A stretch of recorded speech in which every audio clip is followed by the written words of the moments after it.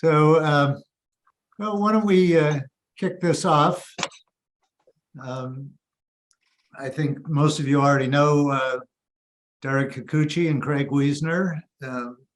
They approached us about doing some kind of program for Banned Books Week, which officially started on Sunday and runs through Saturday.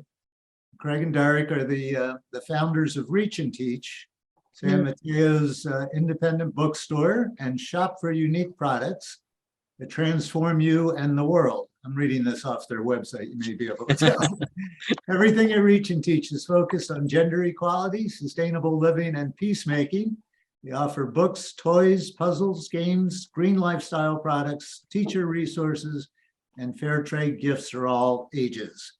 And they proudly note that practically every book in their store has been banned or challenged somewhere. Oh, So let me turn it over to Craig and Derrick. Take it away. All right, thank you very much. We've got some material we're going to present, and then after that, we're going to open it up for questions. So I wanted to start with a history, a timeline of banned books in America. The first recognized banned book in America was from 1682, and it was a book that lampooned the Puritans. It was called the New English Canon, and it was a harsh critique of Puritan customs and power structures. If you're curious about that book, you can learn more about it in a current book called the Atlas Obscura. The next prominent book to be banned was Uncle Tom's Cabin, because it was pro-abolitionist. 1873, that was in 1852, by the way. 1873 ushered in a new era known as the Comstockery Era, when Andrew Comstock, America's preeminent and most infamous banner of books, was an anti-vice activist and U.S. postal inspector, and he got Congress to pass the Comstock Law, which made it illegal for delivery by the U.S. mail or other modes of transportation of obscene, lewd, or lascivious material. And pay attention, think about what's happening currently. Publication of information pertaining to the procurement of abortion, the prevention of conception, and the prevention of venereal diseases. The guy was ahead of his time. 1933, one of the most famous banned books was Ulysses by James Joyce. It was banned for being pornographic. The judge in the case said the book was the work of a disordered mind. 1957, the Supreme Court changed the rules on banned books, ending the ban against Ulysses. Now, it would only allow books to be banned if they were, and I quote, utterly without redeeming social importance. That lasted until 1973, when the court established what it called the Miller test, Miller versus California, for obscenity, saying that a jury must determine whether the average person applying, you know these words, contemporary community standards, would find that the work taken as a whole appeals to the prurient interest in a patently offensive way, sexual conduct specifically defined by the applicable state law, and lacks serious literary, artistic, political, or scientific value. Let's jump to the 1980s when Ronald Reagan became president, and book banning once again became all the rage. and because of that, in 1982, the American Library Association started Book Banning Week with a display of banned books. And you'll learn a little bit about that a little bit later in this presentation. Also in 1982 was a case, the Island Trees Board of Education versus Pico. And I'm going to share a screenshot from our CIVIO game. We have a civil rights game for people who don't know it called CIVIO. And one of the cases in there is Board of Education versus Pico, which was decided in 1982. So in the fall of 1975, 5 high school students, Stephen Pico, Jacqueline Gold, Glenn Yaris, Russ Reiger, and Paul Sachinsky were involved in an event that would change history. In the words of Russ Reiger, 31 years later, the story I was told was that some members of our school board attended a John Birch Society meeting in upstate New York. There they were informed of books in our school library that were offensive and had no place being available to high school students. They were given excerpts, only excerpts, that were said to be anti-American, anti-Christian, anti-Semitic, which I thought was funny since anti-Semitism already existed in our community, and vulgar. The board members returned and then proceeded to the school library in the dead of night when everything was closed and removed the list of books from the shelves. Nothing was said after the fact. It was all done secretly. That is until my English teacher, Mrs. Pepper, whispered in my ear sometime that week what had happened. He was on the school newspaper. And so once we put the story into the school newspaper, the paper was banned. This escalated things. I remember going to a board meeting to protest the banning of the paper with friends wearing a black armband. I was very excited. It was what I imagined the 60s to be. And since I worship my sister, it also felt great to be active and part of something bigger. I don't remember how the ACLU was introduced to us, which parents they contacted and how they found us. I also don't know how many others they contacted, but they did get involved rather quickly. One correction to his story is that according to the facts of the Supreme Court case, the board members actually attended a meeting upstate New York put on by a group called Pony U, Parents of New York United, where they were given specifically a list of books to be removed. According to the syllabus of the case, the Supreme Court case, Petitioner Board of Education of the Island Trees Union Free School District ordered that certain books, which the board characterizes anti-American, anti-Christian, anti-Semitic, and just plain filthy, be removed from high school and junior high school libraries. Respondent students then brought this action for declaratory and injunctive relief against the board and petitioner board members, alleging that the board's actions had denied respondents their rights under the First Amendment. The district court granted summary judgment in the petitioner's favor. It was the Court of Appeals that overturned it, and that's why it went to the Supreme Court. 11 books in all were banned and removed by the school board, and that included Slaughterhouse 5 by Kurt Vonnegut Jr. and Best Short Stories of Negro Writers, edited by Langston Hughes. Wow. Justice William Brennan wrote for the majority saying, "We hold that local school boards may not remove books from the school library shelves simply because they dislike the ideas contained in those books and seek by their removal to prescribe what shall be orthodox in politics, nationalism, religion, or other matters of public opinion." And what should kind of resonate now with some of the language that's being used against the 1612 Project, the court noted that the testimony of one school board member who objected to Alice Childress's work about a teenage drug addict, "A hero ain't nothing but a sandwich." One of the characters in the book, teacher Nigeria Green, talks about President George Washington as a slave owner. The board member considered such language anti-American. Right. So that's Pico, and one of my concerns right now, given all the book banning that's happening, especially through laws that were passed in places like Texas and Florida, is that this is going to come back to the Supreme Court. This Supreme Court that we have today, I'm not quite sure will decide the same as they did in Pico. We will see. So here we are, Banned Books Week, which started in 1982. It's put on by the American Library Association. So librarians, who are the vanguards of freedom of speech, freedom of freedom of reading, they're the ones who got this started, and they've been doing it ever since. They track the most challenged books in America, and each year they create a list of the 10 most challenged books. And I'll be sharing this year's list in a little while. Another really great organization is called PEN America.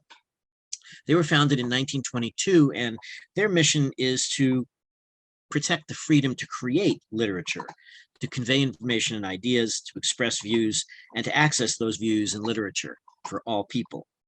They have a fantastic database of every single book that's challenged anywhere in America, title, ISBN, who challenged it and why it was challenged, and what the outcome of the challenge was. So it's really a fantastic organization. We'll be putting a lot of links into the chat and sharing them later, but checking out that database is absolutely incredible.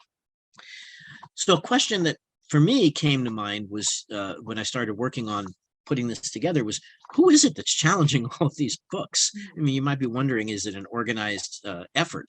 And yes, it is. Today, the biggest Comstockery organization is called Moms for Liberty. They were founded in January of 2021 and claim that they get all of their money from the sales of t-shirts. I think it's coming next week, Moms for Liberty will be having their nationwide gathering of 20,000 people. How they managed to book a facility for 20,000 people on the sale of t-shirts? That might be one for Letitia James in New York, Attorney General, to look into to see if she can figure out where that money came from. But we're going to tell you, don't worry. Parents Defending Education is another organization, PDE, that's been doing behind a lot of the book banning, and their funding comes from Koch Industries.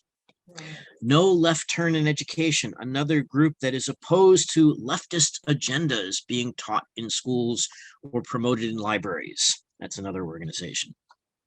A lot of the money is coming directly from the Republican Party and Republican Party elected officials.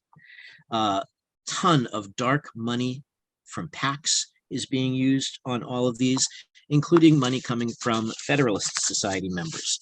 And again, if I didn't mention them before, I'll mention them again. Our good friends at Koch Industries, brought to you by Koch Industries. Now, the next question is, why do people say they want these books banned? I'll turn that over to Derrick. And so again, what the narrative that's out there is, we are particularly concerned with children kindergarten to third grade, as impressionable as they may be, and that just talking about a child having same-sex parents is too sexual for that age. The reality is, according to the data and according to the Penn report and the database that we put into the chat, the reality is that by nearly 2-to-1 ratio, most of the books that are banned are young adult books. And so that's something to realize, as people are saying, oh, K-3, these poor impressionable, these are not tending to be the books that are largely banned. It is mostly YA books, young adult. And the reason is because these are books dealing with gender, sexuality, race, and in general history, in a way that it's to be critically understood and interpreted. And for that reason, YA books have come under particular attack. Their feeling is, in general, and this should resonate with the history timeline that Craig talked about, is we're concerned it's making children hate America. Remember that anti-American comment about George Washington being a slave owner. And it makes people feel bad because of their race. So to get more information about the different categories of what gets banned and why they're banned, refer to both the Penn database as well as the report, which will show you the different categories of banning as it occurs in this country. The bad news is that book banning has skyrocketed, as Craig said. In the last 2 years, we've nearly tripled the number of challenges. 1,597 in 2021 by the American Library Association report.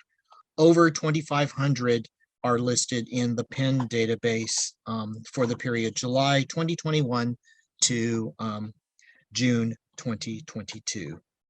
The good news is that banned books are good for business. Banned books sell like crazy, as Craig was saying, particularly when you promote them during Banned Book Week. Yeah, one of the funniest things is when Senator Ted Cruz held up a copy of Anti-Racist Baby during Ketanji Brown Jackson's confirmation hearing. Copies of that book that were in the hundreds of thousands available in warehouses all across the country. He held that book. He said, "This is a terrible book. Oh, terrible!" And just, it's sold like crazy. So, and you'll find that when I talk about the 10 most banned books here in America this year, that they are right now hard to get. That because people see that they're banned, they want to see what's in them, what's going on with them. One of my favorite stories is not in our outline, but I just wanted to bring it up, is there was a young man who was part of his school's library board.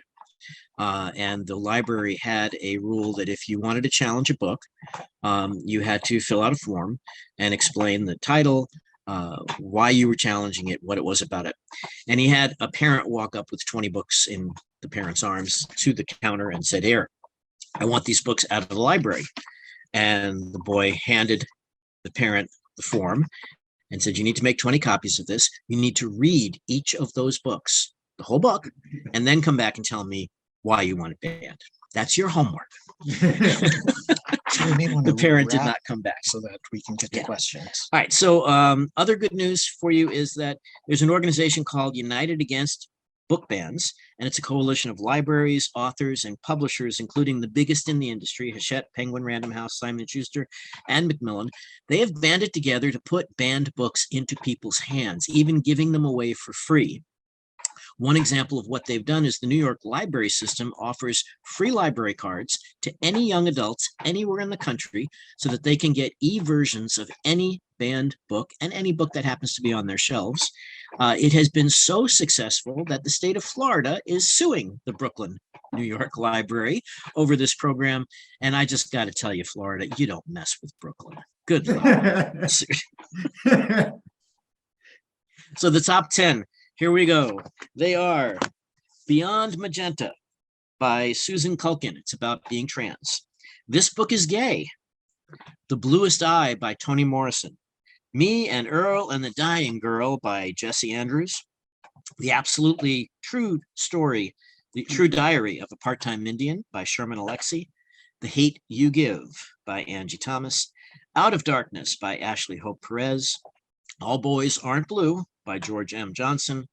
Lawn Boy by Jonathan Evison. And number 1 on the list, Genderqueer by Maria Kobabe. The most banned book in America. And again, it's targeted at young adults, and it does have very explicit sexual information in it that's appropriate for that age. But they don't like it. And again, winner of major awards. So I think that's everything we were going to put out on the table. We open you up for questions at this point, Discussion. or comments and discussion, or hanging out and grab your sandwiches and yogurts. Paul, do you want to facilitate? Yeah, I will try. What we usually like to do is just open it up conversation wise, but feel free to raise a hand and I'll call on you, but rather just blurt out your question or your comment. Craig, did you want to talk about the scavenger hunt?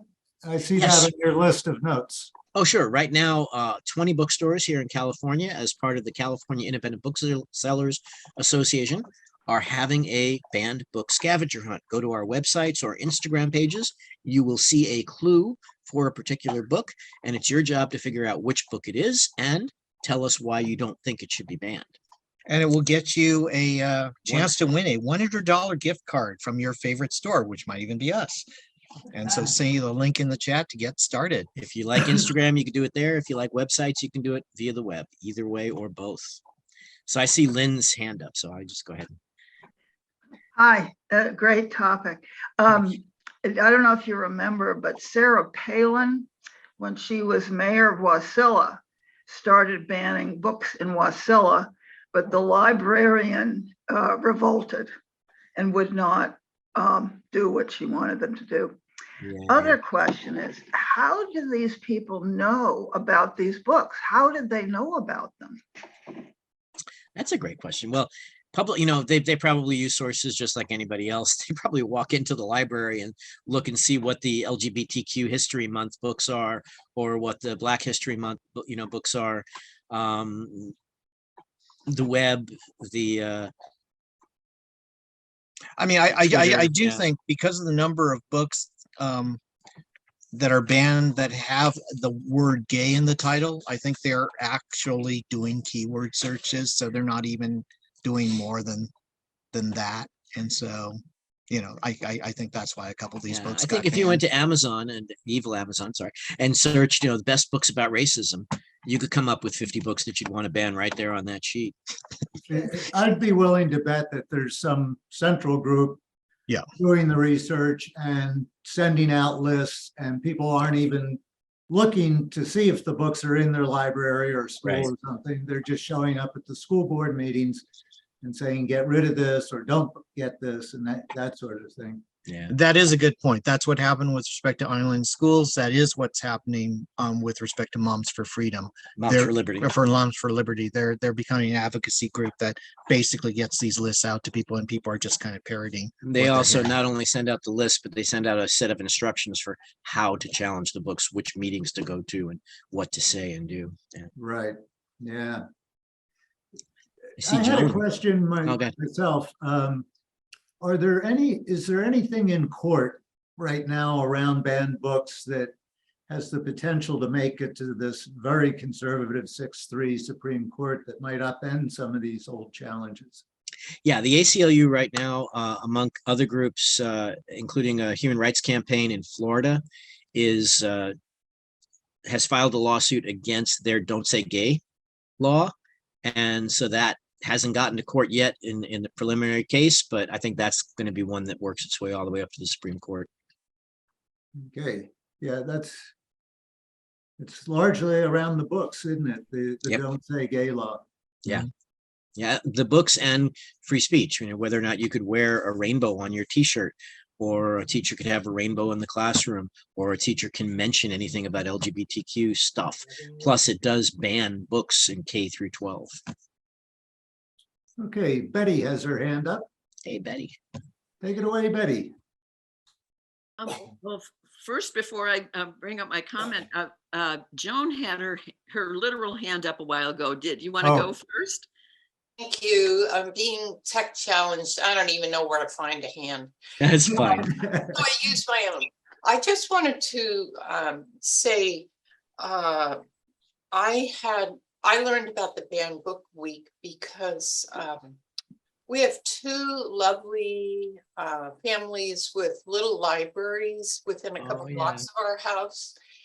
And one woman put a large sign on the front of her little library and said that this was a themed library with only banned books in it. And it started a lot of good conversations, and nobody disrupted it. I thought that's sort of like a red flag to some people, like the people with the Trump sign across the street from her house.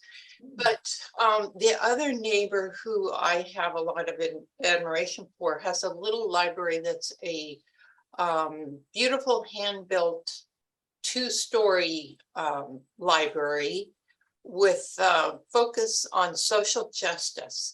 And they've put all kinds of materials for related to racial issues, Native Americans, Black Americans, lots of good stuff. And they had the courage to put a little notebook in their library saying, give us feedback.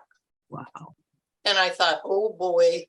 Well, fortunately, all I ever saw was one person who really ripped into them. And they just kept that little book there it's like, say what you want to say. So I appreciate that from our neighbors. Very Very good. good. Thank you for the Yeah. story. I love little Neat. libraries. And we'll go back to Betty. Yeah.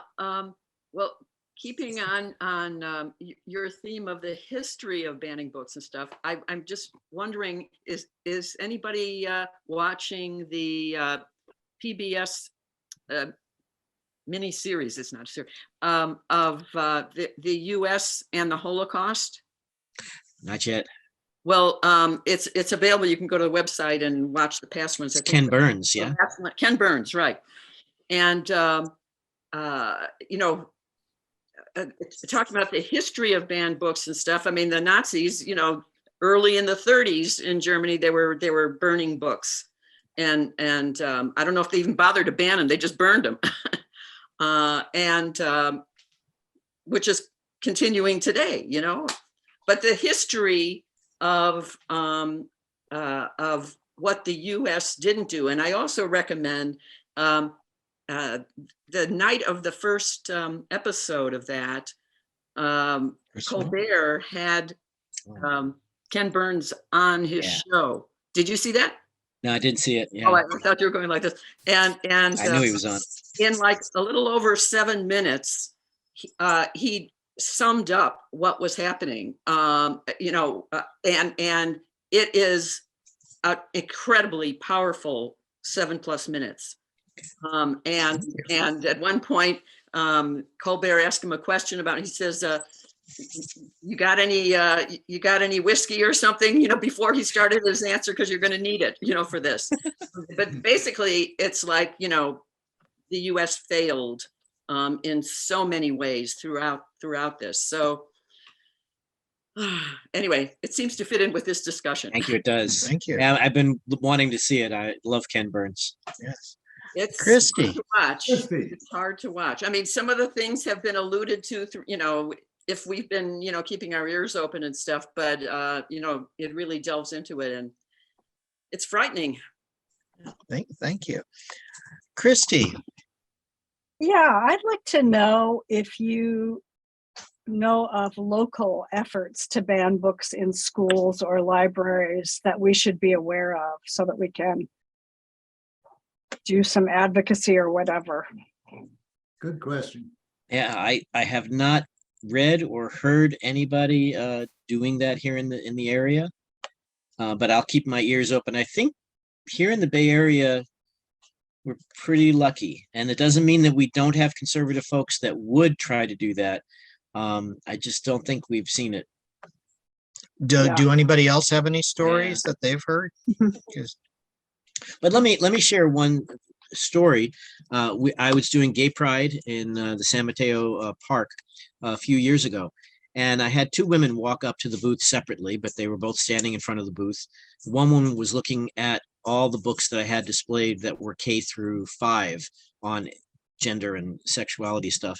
And as she was looking at the book, she said, "That one's in my kid's classroom. That one's in my kid's. That one's in my kid's classroom." She said, "Wow, yeah, these are all in my kid's classroom."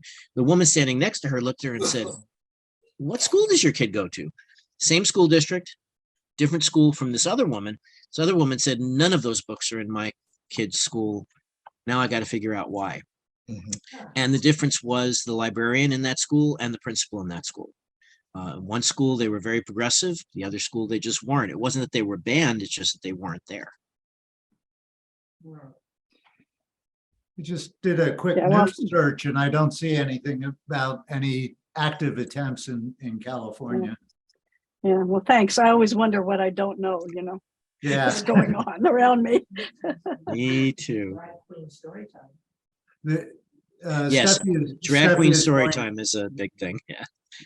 In California, there have been disruptions of drag queen story times. That's a good point, Steffi. Yeah. So, any other questions or comments? I see Joan raising her hand again. Okay, Just to follow up with, I guess it was Christy about the Ken Burns show.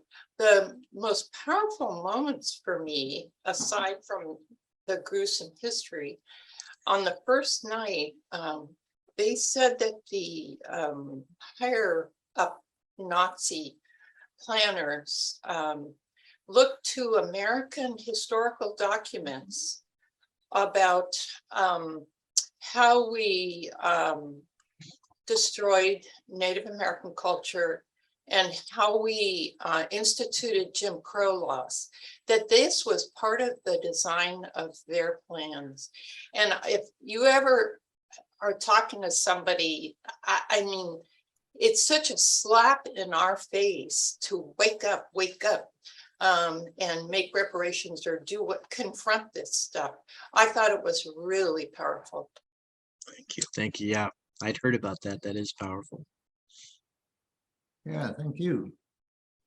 There's, I've been putting the various links that Craig and Derrick were referring to during their presentation in the chat. And as we do with these brown bag lunches and our webinars, we'll also send out an email with all these links and maybe some links to articles for further reading and stuff. So as long as you registered for this, which you had to do to get in the door, you'll be getting that in the email in the next couple of days. but you can also, how do you download the chat? You can save the whole chat somehow. You can save the Yes, you chat can. in the chat area. Yeah. You just click on the little three Oh, dots yes. Yes. at the Click on the bottom. little three dots and say save chat. I'll share one quick fun story with y'all. One of the most banned books over the last 4 years is a book called George. It was put out by Scholastic. It's for kids that are about 8 or 9 years old, and it's about George, who wants to get the lead in the school play, which happens to be Charlotte's Web. And common wisdom is someone named George cannot be the lead in Charlotte's Web. But George, along with George's best friend, plots and finds a way to do that, and does in fact end up being the lead, Charlotte, and it's a wonderful hit. This was the first time Scholastic dipped its toes into anything to do with gender, and they got slapped hard. They got protests, they got horrible letters, they got threats, and I got to meet one of the leaders of Scholastic at a book show. And I asked about that, what was your reaction to getting that reaction from people?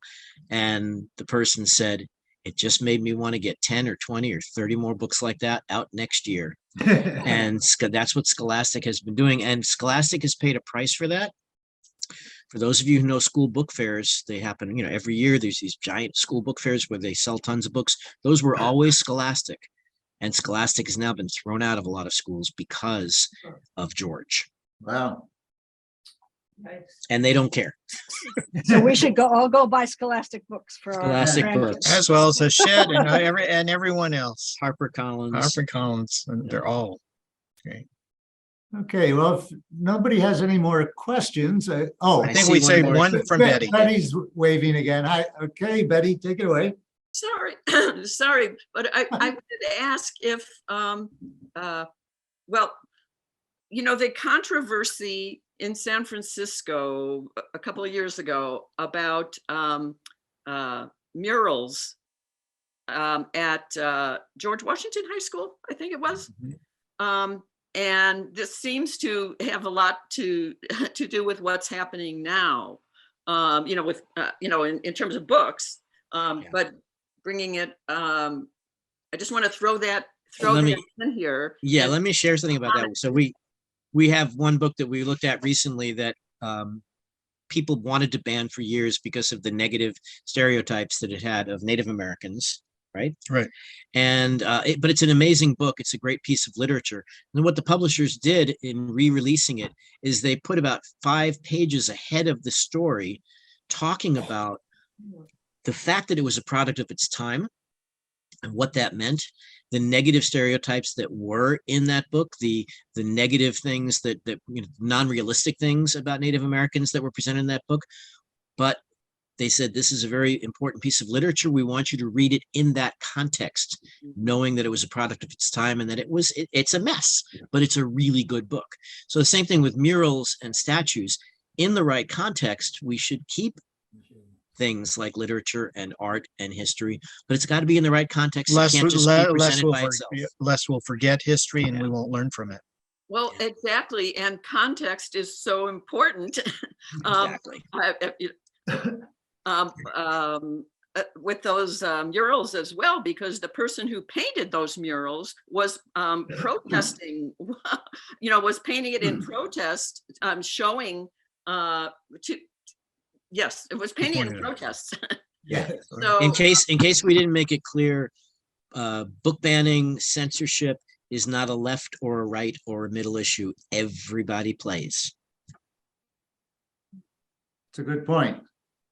Unfortunately, it's a very accurate point. Yes. Well, I want to thank Craig and Derrick very much for the idea, the great presentation, and for revealing the secret inner workings of the Reach and Teach bookshop.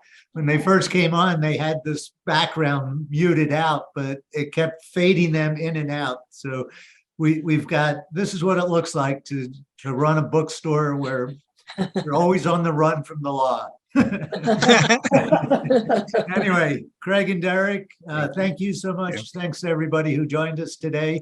And we'll be sending out these links again for you. in the Our next pleasure. couple Don't of forget, number one. Great. weeks. Okay, thank you. Bye, Thanks, everybody.